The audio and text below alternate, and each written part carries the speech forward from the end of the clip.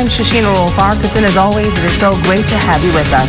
Topping news, the Northern Region now has a fully digitized courtroom. A virtual ceremony for the opening of the new premises of the Industrial Tribunal taking place today at the Safri Square Complex Room and Freeport Insurance Center. As Remiko Knowles tells us, labor advocates are welcoming this new development. For Grand Bahama Senator the Honorable Kwesi Thompson, bringing remarks during the ceremony as the minister responsible for digitization. Thompson says that he was delighted to share in the innovative milestone for New Providence and Grand Bahama, noting that the opening of the new premises of the Industrial Tribunal in the Northern Region is an example of the government's recurring theme, rebuilding Grand Bahama. As the government of the Bahamas continues its work to reform the public service and drive our nation towards continual technology advancement, we congratulate the Bahamas Industrial Tribunal on being a pace setter in digitization. With these new facilities come an array of smart court services here in Grand Bahama, inclusive of an electronic case management system. The Industrial Tribunal is to be especially recognized and commended for introducing the electronic filing system. The new Industrial Tribunal premises is equipped with advanced technology, making it the first smart court in the country. The newly digitized system is expected to improve efficiencies in the Supreme Court, Passport Office, Social Services, and the Cabinet Office. Labor activist Lionel Morley says the opening signifies a new day. This is a red letter day for us here in Grand Bahama, and we are thankful, ecstatic, overwhelmed that this time has come. And so the only thing that we can look forward to now is the legislators giving this court the apparatus to enforce their orders. They've been talking about it for a while. It's time to put those words to action, and we await that opportunity. Trade Union Congress Vice President Kirkland Russell says he is delighted to see the advancement of the tribunal court. Labor advocate Quinton LaRota also on hand, noting that not everyone can afford to go to the Supreme Court, and he is so excited that labor now has its own space. This is a wonderful day for workers and the trade union movement in the Bahamas. We are so happy that such consideration has been given. We consider this to be the workers' court. Lawyer fees are high, and it's a costly process, and you need a place to go as a small man where there can be justice. And I've been fortunate to have assisted a lot of our citizens in trying to get what is due to them. And I encourage the employers of the country, especially in Grand Bahama, to make our work obsolete by doing what is fair and just by their workers. Remiko Knowles, ZNS Network News. Well, the Ministry of Education preparing to welcome thousands of students back to school for the 2020-2021 academic school year. Educational officials, in conjunction with the Department of Health, working closely with union stakeholders to ensure that all safety and COVID protocols are in place and adhered to ahead of the new school year. The goal, they say, is to keep the school environment COVID-free. Remiko Knowles has more. Models of instructions will be used for students returning to school in Grand Bahama on October 5th, the face-to-face model as well as the hybrid models. Superintendent of Education Ivan Butler announcing those schools that will be utilizing those models. Schools such as West End Primary, Holmes Rock, Martintown, Bartlett Hill, Lewis Yard, Maurice Moore, Hugh Campbell, 8 Mile Rock High, as well as Jack Haywood Senior High. Those schools have opted to go face-to-face, and schools such as St. George's, Sister Mary Patricia, Walter Parker Primary, and Freeport Primary will begin with the hybrid model. In conjunction with the Ministry of Health, we will have an ongoing initiative for constant evaluation of the process on how our schools are operating and how they will operate during this pandemic season. Team leader of the COVID-19 task force in Grand Bahama, Dr. Frank Bartlett, says when school reopens, they will be focusing on several key areas as it relates to health, student population, teachers, employees, parents, and by extension, families. It's very important for students to be aware of their responsibility not only in school but outside of school. The biggest challenge we're going to have, they're in the workplace, they're in a controlled environment, they're going to be monitored, but the fear is now once they get out of this environment and they go into the community, this is where the challenge is going to be. This is where we're going to have to keep on monitoring because they will bring back potentially diseases into COVID-19 into the schools. Dr. Bartlett says studies in the United States show infections in both students, teachers, and employees. Employees and the teachers are the ones who are having challenges with mortality.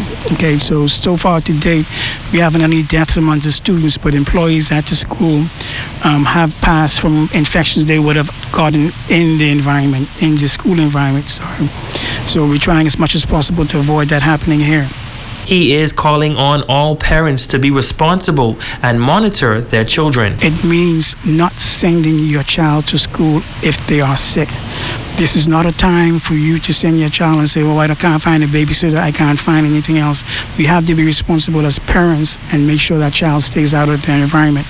You have to engage the schools, the teachers, because when and if a child becomes ill, we have to be able to communicate and work together and collaborate to make sure we have the best outcomes for not only the student who may be affected, but we also need to make sure that the community at large is protected. Bahamas Union of Teachers Area Vice President Quentin LaRoder and Area Vice President for the Bahamas Educational Managerial Union, Frazette Gibson, commending education officials and the Department of Health on their efforts to ensure the safety of everyone during this new school year. What we do here may become the model of how to have schools in pandemic and the steps that need to take. And so I'm hoping that all these steps receive the due documentation that's needed.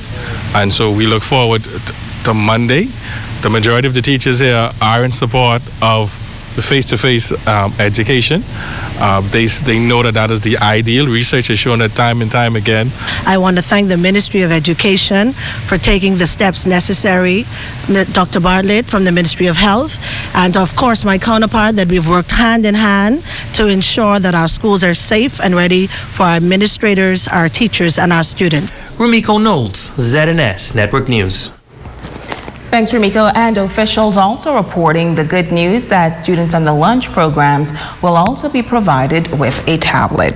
Switching gears now, the Deputy Prime Minister and Member of Parliament for East Grand Bahama commending the Grand Bahama Power Company for the progress they have made in restoring electricity to the East End communities.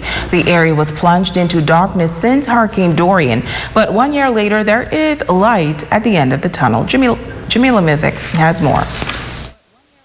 East Grand Bahama is now re-energized a year after Hurricane Dorian plowed through that area, leaving behind a trail of destruction. Deputy Prime Minister and Member of Parliament for East Grand Bahama, the Honorable K. Peter Turnquest, says they are pleased that McLeanstown, the last settlement on the mainland of Grand Bahama, has been re-energized. Minister Turnquest noting that they're looking forward to the extension of the lines to Swedenski so that power can be restored throughout the district. He notes that this has been a difficult year for East End residents. Having to suffer through the summer and all of last year without the advantage of power, using generators, which has been very costly for them to maintain and to run, has certainly been a disadvantage. Even in terms of trying to get the homes rebuilt and development going again, it has been a tremendous challenge and setback on not having access to electricity. So now that this vital service has been restored, we anticipate that there will be an acceleration in the pickup of activity in the East End as people start to reconstruct their homes and their businesses. Turnquest says they're very grateful to the power company for their efforts, as it has not been easy. He says that some East End residents are now expressing some concerns with outages, but power officials are working on it. He acknowledges that there were a number of challenges that delayed the restoration of electricity in that area, as the power company had to make some assessments, and that was compounded by the COVID-19 pandemic. It was a massive undertaking, and so these things unfortunately do take some time. We do hope that with each of these storms that the power company itself is learning some lessons, as we as administrators are learning some lessons, and that the infrastructure that's being put back in to replace both broken poles and the like are more resilient to the type of storms that we're now going to face. So hopefully, as we go forward, we'll have a more resilient infrastructure, and the restoration will be able to be done much quicker. As for the way forward for Sweetens Key and Deepwater Key, the cable that runs from McLeanstown through Deepwater Key to Sweetens Key, I understand, is from preliminary investigations is still intact, and so they do intend to reconnect that power using that cable once they've been able to check on both ends that the cable again is intact, and the infrastructure on the islands or the keys is able to take the power. So hopefully in the next 2 weeks they'll be able to complete that assessment and be able to get power to those residents that are able to take it. Unfortunately, there's still too many residents that are not able to take full power, even if it is available, due to the state of their properties. But again, once the power is available, then I suspect that people will start to accelerate their rebuilding efforts and be able to enjoy that benefit going forward. Jamila Mizik, ZNS Network News. The curve is flattening here on Grand Bahama. That's the news coming during the Ministry of Health's COVID-19 press conference today. Another positive development is the fact that Bimini has maintained 28 days with no new confirmed cases. But overall, the country's total number of COVID-19 cases stands at 4,220. Of that number, 2,290 cases have recovered, 1,803 remain active, and 93 cases hospitalized. The nation's capital has recorded the majority of cases with 3,099, followed by Grand Bahama at 635 and Abaco at 124. Health Minister Renwood Wells noting that it is evident that lately the number of cases in New Providence continues to climb. This escalation in numbers comes at a time when we are opening our fragile economy and several schools are seeking to open with face-to-face learning. With the relaxation of restrictions, some have decided to go back to business as usual, including their social lives. Some have decided to attend planned social events like showers, dinner, and party and birthday parties where they may contract or spread COVID-19. These same persons go home to their families where the virus is spread. These individuals also spread COVID-19 to their co-workers. Now we have a consistent trend of workplace exposures requiring a constant cycle of quarantining, deep cleaning, and sanitization. The workplace is now a hotspot. Well, so far, COVID-19 has claimed 96 lives in the country and 15 deaths are still under investigation. This puts the country's mortality rate at 2.27%. Minister Wells telling Bahamians that we must all take strong personal responsibility to protect ourselves and families.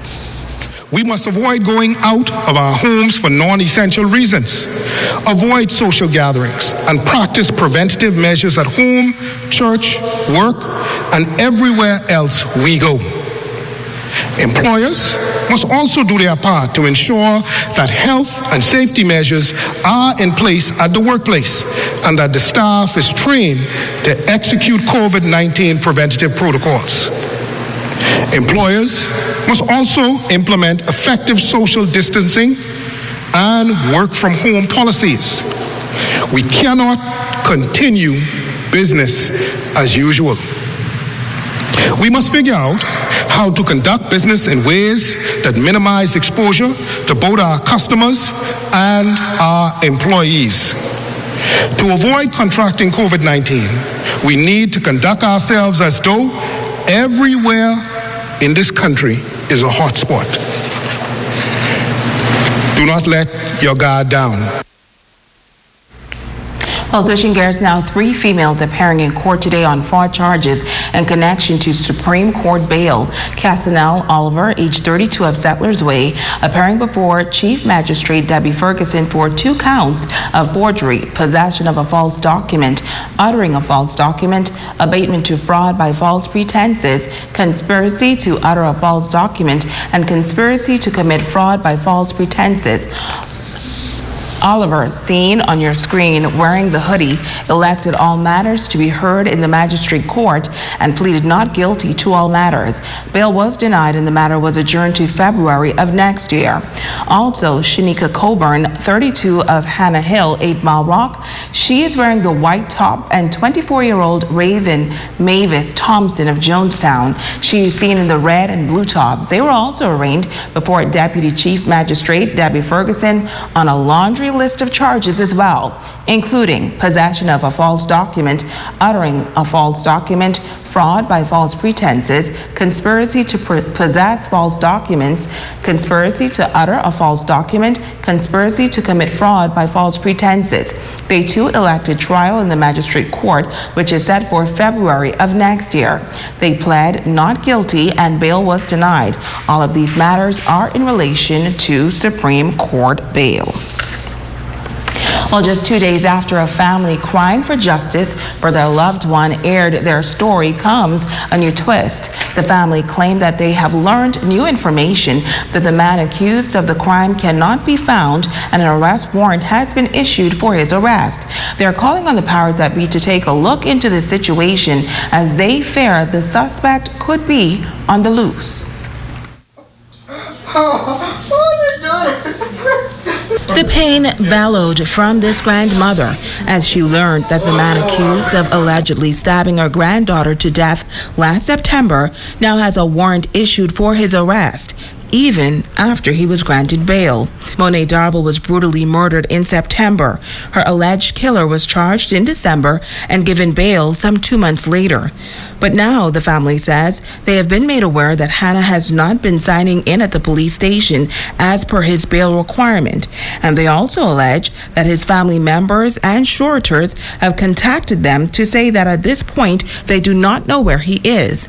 According to sources, bail was granted to the suspect because he is confined to a wheelchair and is considered a reduced risk to abscond.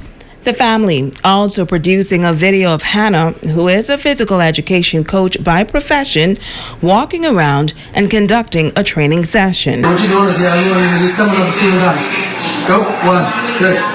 2, good. 3, 4. There you go. 5. But this grandfather says he wants answers and is asking the Supreme Court and the police, as well as the powers that be, one question. That is, where is suspect Kenrick Hannah? They say they fear that he may no longer be in New Providence where bail was granted. I don't know. I hope I don't see him. That's all I say. I hope I don't see him. But I hope I hope they straighten up and, try to solve this. Because you don't know how far this could go. Cousin Owen Darble is also asking questions of his own, like why hasn't the public been made aware that a man accused of murder and given bail has allegedly breached his bail condition? If the police don't even know that he's missing because of, I don't even know how the police don't know he's missing, if we can start there. Because if he has to sign in, they should have known that after the second time, the third time that he hadn't signed in, they should have been looking for him. I would have gotten information that for the past 2 months, like I said, he had not been signing in and he had been evading police. ZNS News has confirmed that a warrant has been issued for Kenrick Hannah for his attendance to court in Nassau, and the matter is in the hands of the warrant section. However, it isn't clear exactly what the warrant has been issued for. Darwell says if such is the case, then this matter should have been brought to the public's attention. There was indeed a warrant issued. The police should have him on a poster. There are people who are on posters for drugs. There are people who are on posters for kidnapping, for housebreaking, minor things, well, lesser things. I don't want to say minor because all crime to me should all be treated fairly and with some weight. But again, you're talking about murder. Mother Kathleen Darwell says all she wants is justice. I am just lost for words right now, Shoshana. I am in shock. I just don't understand how is it now after yesterday's news, now, getting information after the news last night that the young man cannot be found.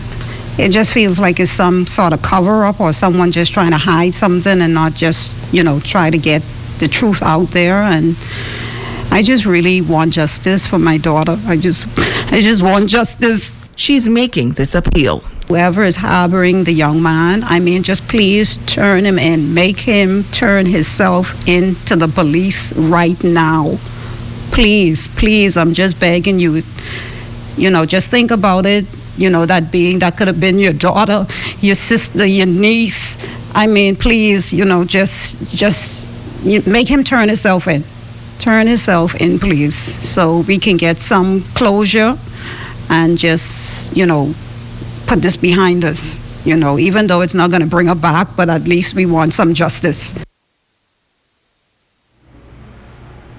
Well, late this evening, the Criminal Investigations Department on Grand Bahama issued an all-points bulletin for the arrest of 29-year-old Kenrick Hanna for violation of the Bail Act. Hanna is of dark brown complexion, muscular, 5 feet 10 inches tall, 210 pounds, with tattoos on his arm, leg, and chest. His last known address is Kings Bay apartment here in Freeport. Police say if you have seen Kenrick Hanna, he should be approached with caution. If you have any information concerning his whereabouts, you should contact 911-350-3160-9 or 302-8430 or your nearest police station.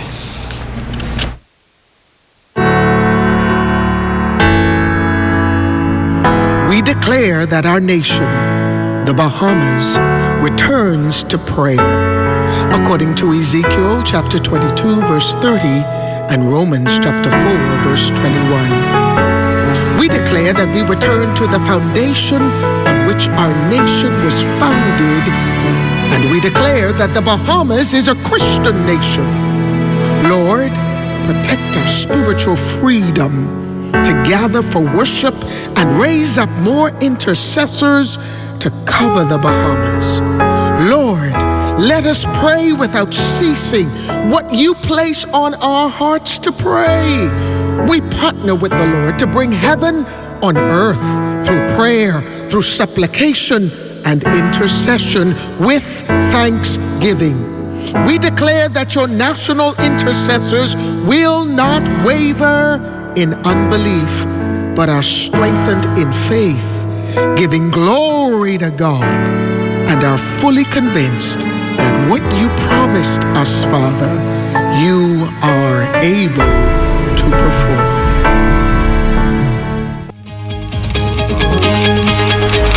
Stay with us. We'll be back in just a moment.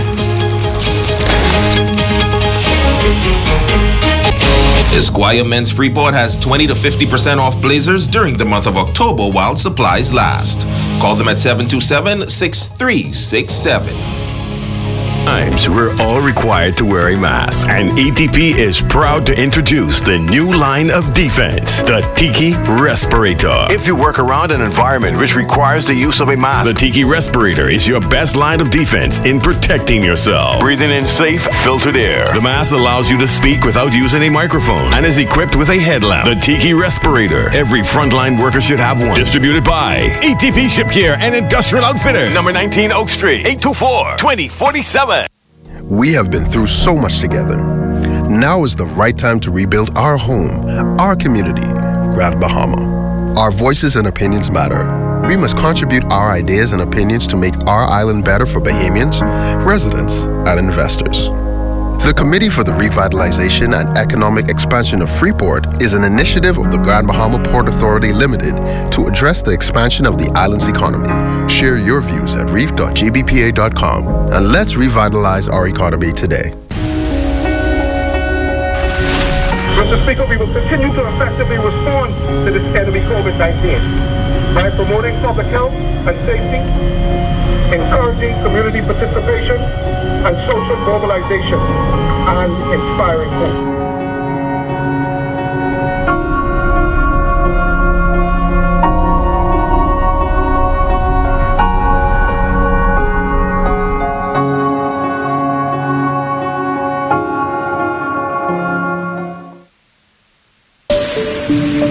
I just went to take a shower. I didn't even say, let me just do a breast check. It's just a habit of how I bathe, and I felt the lump. And I had to pray. I had to ask God to give me that strength to make it through. I would not complain. I just have to go through what I need to go through to get home. I needed to get home.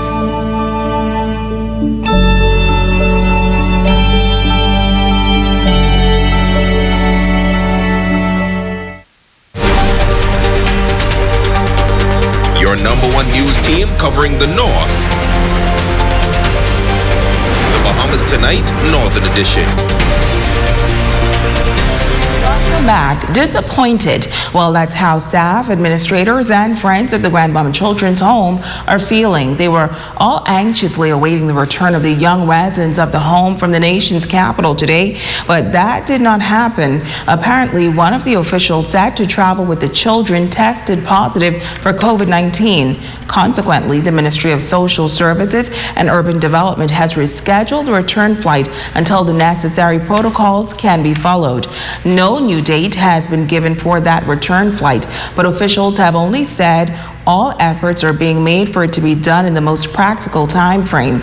Now, earlier this week, many businesses wrapped their premises in yellow ribbons as a show of support and to welcome the children who have been displaced and living in New Providence since Hurricane Dorian caused serious damage to Grand Bahama Children's Home last September.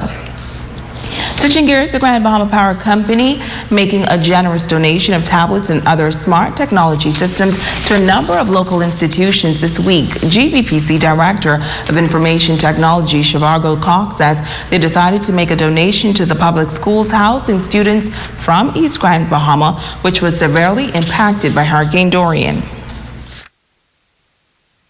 While we were all impacted by Hurricane Dorian, the students of East Grand Bahama were severely impacted and displaced by the storms. And so, of course, we all know that the schools in the East are not there, so they are being housed at these locations. And so we figured that we can help, do it as a good corporate citizen, help contribute to the learning and the education of our local community. In addition to the tablets for the students, what we are donating as well for the teachers is that we have some systems set up with larger screens and mini computers that will allow the teachers from a Zoom platform. From a laptop, it's very difficult to see 20, 25 students in a class. And so with a 32-inch screen, they can have better interaction. And we also give them audio that they can move away and from that screen and don't have to sit at one spot and interact with the board and with cameras. And so they can better improve the virtual learning experience. Principals are also expressing gratitude to GBPC for the donations, which they say will be put to good use. But these students really need these devices to assist them with their learning, and we're engaging in a lot of online learning. And even if we're doing a hybrid schedule, we're also doing some face-to-face and some electronic learning. And so these students who would not have been able to afford these devices can now take full advantage of these supplies and be much more effective in their learning experience for the rest of this year and the future. You know, with everything that's been going on, it's certainly a welcome relief, to say the least. A lot of our students wouldn't have had some technological materials. So this is going to make a big difference in our school. Our teachers are going to be able to work better with them. So once we have our teachers straight and we get our students straight, then we know that moving forward in this technology age is going to be a wonderful thing. We're advancing in technology. This would give us an opportunity to provide the technical tools to be able to reach our students virtually and also in the classroom. So we want to say thank you very much to the Grand Bahama Power Company and all those that would have contributed to the success of our students in our school. Stay with us. We'll be back in just a moment. Please be advised of the following return dates for Malrock High School students from 9 a.m. to 3 p.m. Grades 7 and 10, October 5th. Grades 8 and 11, October 6th. Grades 9 and 12 on October 7th. Let's get back to school. Things might have changed a bit, but Bethel Superstore is still here to make it happen for you. They see and understand the challenges you may have as a result of the current global issue. So they're doing their part to make shopping easier for you with BethelSuperstore.com. Just go to BethelSuperstore.com to place your order and pay online. Not easy enough? Well, get this. They even deliver. All throughout the Bahamas. And they've got every textbook you need. And if it's not in stock, they'll get it for you. That's right. So get on those laptops, smartphones, and tablets and go to BethelSuperstore.com to get all your textbooks and school supplies today. Bethel Superstore store number 352-2665. BethelSuperstore.com. Right solution, right price.